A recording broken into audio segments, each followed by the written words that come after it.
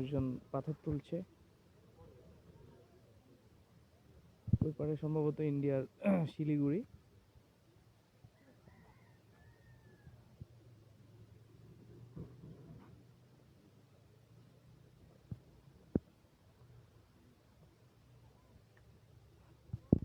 আমরা উত্তরবঙ্গে আস্তে আস্তে আস্তে অনেক দূরে চলে আসছি।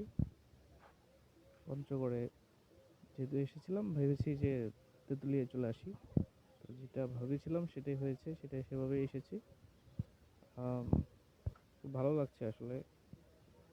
টেকনাফ থেকে তেঁতুলিয়া একটা কথা আছে, টেকনাফ অনেক আগে যাওয়া হয়েছে, আজকে তেঁতুলিয়াটা দেখে গেলাম। এই যে দেখুন সবাই কিভাবে পাথর তুলছে মহানন্দা নদী থেকে।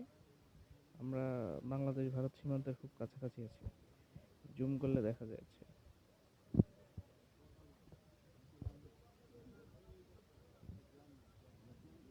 মহানন্দা নদী।